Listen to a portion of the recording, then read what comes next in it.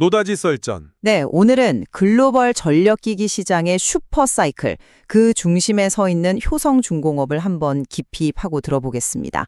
2025년 3분기에 분기 사상 최대 실적을 기록하면서 시장의 기대감을 정말 한몸에 받고 있습니다. 저는 효성중공업이 한 11조 원이 넘는 압도적인 수주 잔고, 그리고 미래를 내다보는 공격적인 증설 투자를 통해서 이제 막 폭발적인 성장의 초입에 들어섰다고 아주 긍정적으로 보고 있습니다. 반면에 저는 그 화려한 실적 뒤에 숨어 있는 뭐랄까 신규 수주의 둔화 조짐이라던가 그리고 대규모 투자가 실제 이익으로 연결되기까지의 그 상당한 시간차를 고려할 때 지금의 높은 기대감에는 분명 리스크가 존재한다. 이렇게 생각합니다. 보다 신중한 접근이 필요한 시점이죠. 자, 그럼 첫 번째 쟁점부터 바로 이야기 나눠보죠.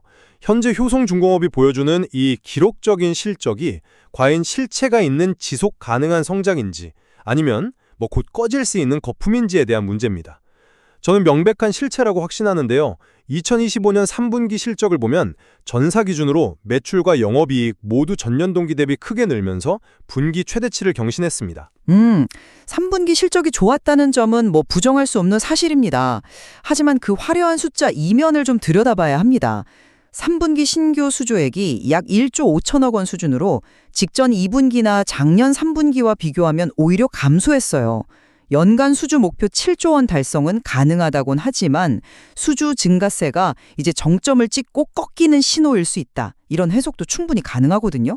이걸 어떻게 봐야 할까요? 네, 그 지점은 일리가 있습니다만 저는 좀 다른 관점에서 봐야 한다고 생각합니다. 이미 상반기에만 연간 목표의 60%가 넘는 그러니까 4조 5천억 원의 수주를 확보한 상황입니다. 생산 능력은 한정되어 있는데 무작정 수주만 늘릴 수는 없는 노릇이죠. 오히려 수익성이 높은 주문을 선별해서 받는 이른바 수주 속도 조절에 들어간 것으로 해석하는 것이 합리적입니다. 양보다 질에 집중하고 있다는 증거죠. 수주의 질을 강조하셨는데 그 부분은 인정합니다. 하지만 당장 다음 분기인 4분기 실적은 글쎄요, 3분기만큼의 서프라이즈를 보여주긴 어려울 수 있습니다. 10월 초에 긴 추석 연휴가 있었기 때문에 조업 일수가 줄어든 물리적인 영향이 분명히 있을 테니까요. 단기적인 실적의 피크아웃 우려가 나올 수 있는 대목입니다. 단기적인 조업 일수 감소는 시장이 어느 정도 예상하고 있는 변수고요. 더 중요한 건 수주 잔고의 본질적인 퀄리티입니다. 현재 쌓여있는 수주 잔고가 무려 11조 2천억 원에 달합니다. 이건 앞으로 2, 3년치의 먹거리를 이미 확보했다는 의미거든요. 특히 주목할 점은 이 잔고의 46%, 거의 절반이 미국 시장 물량이라는 겁니다. 아, 미국 시장 비중이 높다는 것이 그게 왜 그렇게 중요한 포인트가 되는 건가요? 바로 수익성 때문입니다. 3분기 실적에서 미국 법인의 영업이익률이 무려 35%에 달했습니다. 인도 법인도 25%를 기록했고요. 이건 단순히 변압기를 잘 팔아서 나오는 수치가 아닙니다. 미국의 인플레이션 감축법, IRA에 따라서 현지에서 생산하는 기업에 막대한 혜택을 주고 있는데 효성중공업은 미국의 생산 기지를 가진 몇 안 되는 공급자 중 하나거든요. AI 데이터 센터, 전기차 충전 인프라 등으로 전력 수요는 폭발하는데 공급은 부족한 완벽한 공급자 우위 시장에 수혜를 거의 독점적으로 누리고 있다는 증거입니다. 이 고수익 물량들이 앞으로 순차적으로 매출에 반영될 것을 생각하면 지금의 실적은 정말 시작에 불과하다고 봐야죠. 그 설명만으로는 충분하지 않다고 봅니다. 장기적인 성장 가시성 측면에서 우려되는 지점이 있거든요. 효성중공업은 인플레이션이나 원자재 가격 변동, 고객사의 갑작스러운 계약 취소 같은 리스크를 우려해서 2029년 이후의 초장기 물량 수주에는 상대적으로 좀 소극적인 모습을 보이고 있습니다. 경쟁사인 유럽이나 일본 기업들이 5년, 7년짜리 장기 계약으로 미래를 확정짓고 있는 것과 비교하면 아쉬운 부분이죠. 불확실성을 회피하는 안정적인 전략일 수도 있지만 다르게 보면 장기 성장성에 대한 자신감이 좀 부족한 것 아닌가 하는 그런 의문을 갖게 합니다. 흥미로운 지적이긴 한데 저는 그 부분을 다르게 해석하고 싶습니다. 불확실한 미래의 가격 변동 리스크를 떠안는 대신에 2, 3년 내에 확실한 수요에 집중해서 수익성을 극대화하겠다는 아주 현명한 전략으로 봐야 합니다. 그리고 바로 그렇게 벌어들인 막대한 이익이 있기에 미래를 위한 과감한 투자가 가능한 겁니다. 이것이 바로 두 번째 쟁점인 공격적인 증설 투자의 핵심입니다. 바로 그 공격적인 증설이 미래를 위한 현명한 투자냐, 아니면 시장이 열기에 편승한 성급한 판단이냐가 두 번째 핵심 논쟁거리죠. 저는 후자에 가깝다고 봅니다. 가장 큰 문제는요, 투자의 결실을 보기까지 시간이 너무 오래 걸린다는 점입니다. 미국 멤피스 공장 증설, 또 창원에 짓는 GIS 수출 전용 공장 모두 2026년 말에나 투자가 마무리됩니다. 그런데 미래를 위한 투자는 당연히 시간이 걸리는 것 아닌가요? 물론입니다. 하지만 공장을 다 짓는다고 바로 100% 가동이 되는 게 아니죠.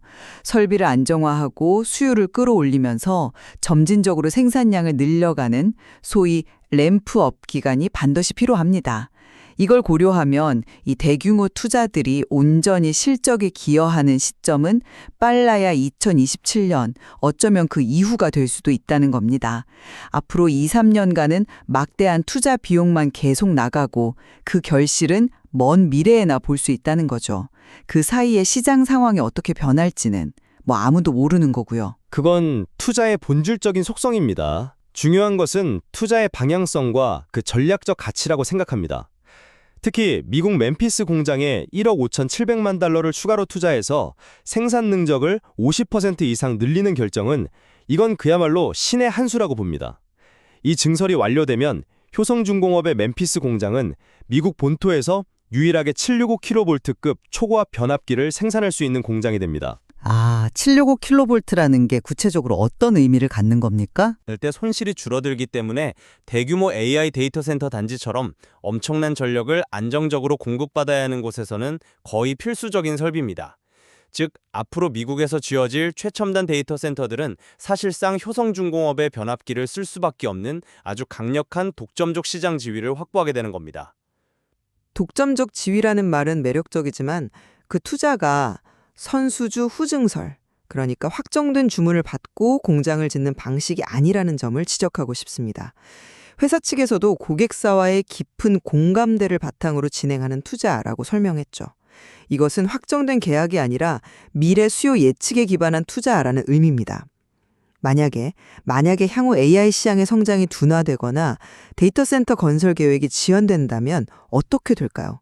이 막대한 투자 비용은 고스란히 부담으로 돌아올 수 있습니다. 아니, 그 주장은 저는 선뜻 동의하기가 좀 어렵네요. 지금 미국에서 빅테크 기업들이 데이터 센터에 쏟아붓는 돈을 생각해보면 이건 단순한 예측이 아니라 거의 확정된 미래에 가깝습니다. 고객사와의 수년간 쌓아온 신뢰와 파트너십, 즉 그 공감대가 없었다면 이런 대규모 투자를 결정하는 것 자체가 불가능했을 겁니다. 그리고 우리만 증설 경쟁에 뛰어든 것이 아니라는 반론도 있는데 그 점도 짚고 넘어가야 합니다. 맞습니다. 글로벌 경쟁사인 일본의 히타치 같은 기업들도 대규모 증설 계획을 발표하면서 경쟁 심화를 예고하고 있죠. 공급이 늘어나면 지금과 같은 가격 협상력을 유지하기 어려워질 수 있습니다. 시의 증설은 주로 유럽 시장과 상대적으로 낮은 전압의 변압기에 집중되어 있습니다. 효성중공업이 765kV급 초고압 변압기로 독점적 지위를 노리는 미국의 하이엔드 시장과는 결이 다르다고 봐야 합니다. 또한 효성중공업은 변압기에만 올인하는 것이 아닙니다. 창원에 짓는 GIS 수출 전용 공장, 그리고 HVDC 설비 투자도 동시에 진행하고 있습니다. GIS나 HVDC는 아마 일반 시청자분들께는 좀 생소할 수 있는데 쉽게 설명해 주실 수 있나요? 물론입니다. GIS, 즉 가스절연 개폐 장치는 변전소의 핵심 설비들을 보호가스 안에 집어넣어서 부피를 획기적으로 줄인 장치입니다. 땅값이 비싼 도심이나 공간이 협소한 곳에 변전소를 지을 때 필수적이죠. 그리고 HVDC, 즉 초고압 직류 송전은 해상풍력단지처럼 아주 먼 곳에서 만든 전기를 손실 거의 없이 대도시로 끌어오는 데 필요한 핵심 기술입니다. 미래 재생에너지 시대의 혈관과도 같은 역할이죠.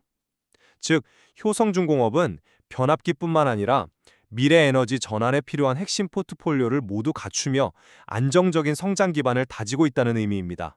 안정적인 기반을 말씀하셨지만 아무리 잘 준비해도 통제 불가능한 외부 리스크는 언제나 존재합니다.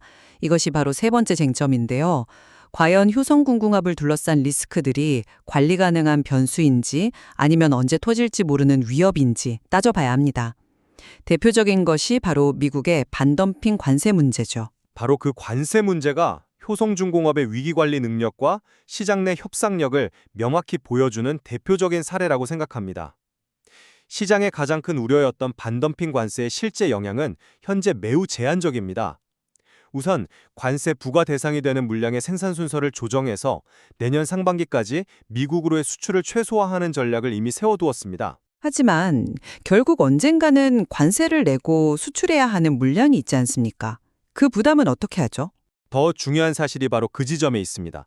효성중공업은 고객사와의 협상을 통해서 관세로 인해 발생하는 비용의 상당 부분을 고객사가 부담하는, 즉 가격에 전가하기로 합의했습니다. 이건 지금 시장이 얼마나 공급자에게 유리한 상황인지, 그리고 그 안에서 효성중공업이 얼마나 강력한 협상력을 가지고 있는지를 증명하는 명백한 증거입니다. 이렇게 보전받는 금액은 당장 2025년 4분기 실적부터 이익으로 반영될 예정입니다. 그 주장은 너무 낙관적인 해석이라고 봅니다. 관세 비용을 보전받기로 했다는 것은 아직 회계장부에 찍히지 않은 기대일 뿐입니다. 어떻게 보전받을지, 현금으로 돌려받을지, 아니면 다음 주문 가격에서 깎아줄지, 구체적인 방식조차 아직 조율 중인 것으로 압니다. 이런 불확실성을 마치 이미 확정된 이익처럼 이야기하는 것은 좀 위험합니다. 또 다른 리스크도 있습니다. 변압기 가격 상승세가 눈에 띄게 둔화되고 있다는 점을 주목해야 합니다. 가격이 하락하는 것은 아니지 않습니까? 하락은 아니지만 2022년과 2023년에 보여줬던 그 가파른 가격 상승을 계속 기대하기는 어렵다는 의미입니다. 지금의 높은 이익률은 과거에 아주 비싼 가격으로 수주했던 물량들이 현재 매출로 잡히기 때문입니다. 앞으로 신규 수주하는 물량의 가격 상승률이 둔화된다면 장기적으로 회사의 전체적인 마진율은 점차 하락할 수밖에 없습니다. 지금의 정점이 영원할 것이라고 봐서는 안 됩니다. 가격 상승률이 둔화된다는 것이지 상승 기조 자체가 꺾인 것은 아닙니다. 여전히 제품 가격은 오르고 있고 무엇보다 이미 확보한 11조 원이 넘는 고수익 수주 잔고가 향후 몇 년간의 이익을 아주 튼튼하게 받쳐줄 겁니다. 저는 이 정도 리스크는 충분히 관리 가능한 수준이라고 봅니다. 또 하나 짚고 싶은 리스크는 주주들의 기대에 미치지 못하는 주주 환원 정책입니다. 실적이 이렇게 폭발적으로 증가했는데도 배당에 대해서는 향후 검토하겠다는 원론적인 답변에 그쳤습니다. 주가를 부양하고 유동성을 늘리기 위해 시장에서 기대했던 액면 분할 역시 검토한 바 없다고 선을 그었죠. 기업이 돈을 잘 버는 것도 중요하지만 그 과실을 주주들과 어떻게 나눌 것인지에 대한 명확한 비전이 부족하다는 점은 투자 매력을 떨어뜨리는 요인이 될 수 있습니다. 그 부분은 기업의 장기적인 성장 전략과 연결해서 봐야 합니다.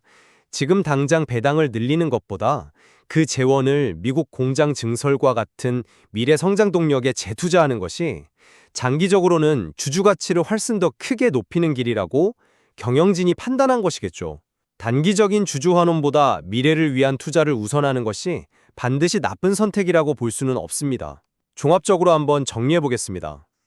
효성중공업은 기록적인 실적, 11조 원이 넘는 압도적인 수주 잔고, 그리고 미래 시장을 독점하기 위한 과감하고 시혜적절한 투자를 통해 명확한 성장 스토리를 써내려가고 있습니다. 단기적인 변수나 우려보다는 AI와 데이터 센터, 신재생에너지가 이끄는 전력 수요의 구조적인 성장에 주목해야 한다고 생각합니다. 물론 지금의 호실적과 성장세는 대단합니다.